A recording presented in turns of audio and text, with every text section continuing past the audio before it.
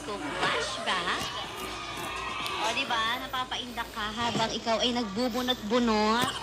Hindi naman kaya naglalampaso ng inyong mga sahig, naghuhugas ng pinggan. O naman sa mga tatay natin na may pinagkakabisihan, mga binubunting-ting na naman.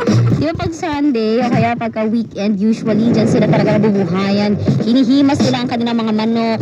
Oo, talagang kinokondisyon ang kanilang pangalawang anak. Mga pangalawang anak din ang manok. Di ba? Tapos, ano pa mo pinagkakabisihan ng mga tao kapag ganito mga, weekend, no? Inaalala ang mga nangyari kahapon. Speaking of nangyari kahapon, kwento ko lang, no? Maikling lang ito, segue lang. Kasi nga kahapon, di ba, umaten tayo ng Love Laban Pride Festival 2024 sa may Quezon City Memorial Circle. Medyo naging maulan ang event kahapon.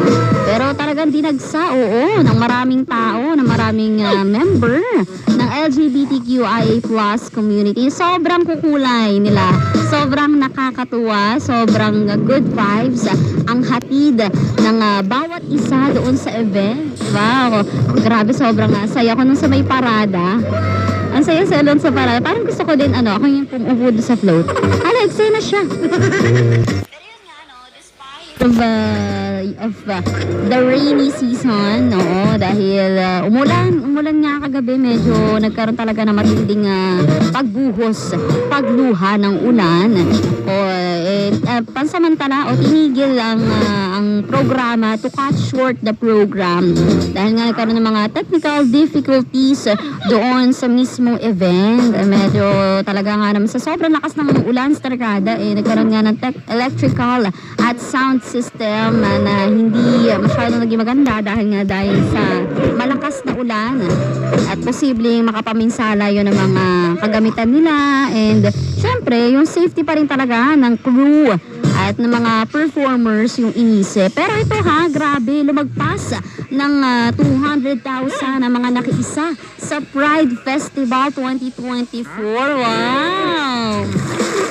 And I hope, na mas mas paigtingin pa natin yung safety, syempre, ng mga doon sa Pride Festival. I hope, sana next year hindi na umulan.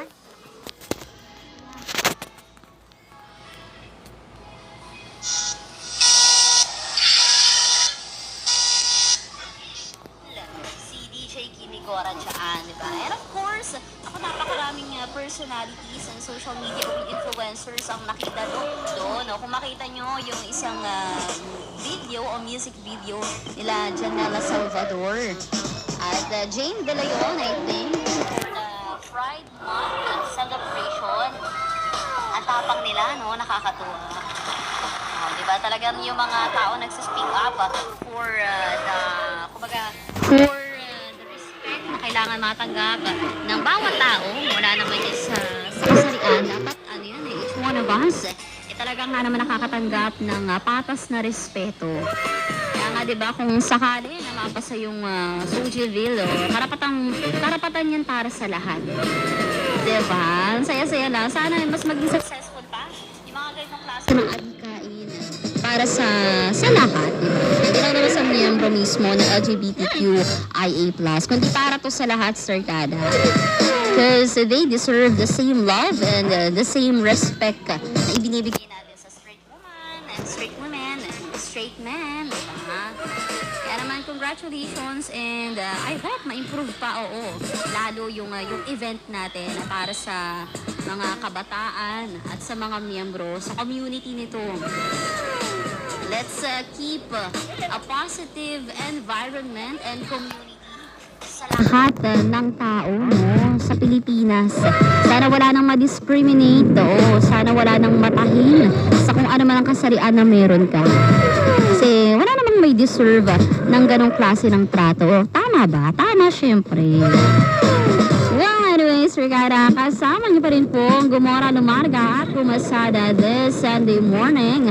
Ang inyong OTG DJ, as in on the go DJ Kimi Gora, the Explorer, para sa programa ang inyong ine-enjoy, Sunday Disco Flashback.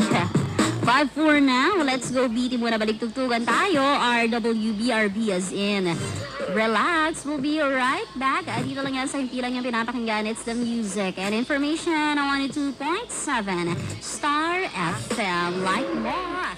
Share mo. Oras po natin sa buong kapuluan ng Pilipinas. 37 star minuto na makalipas sa alas 8 ng umaga. 8:37 a.m. ang ating Philippine Standard Time.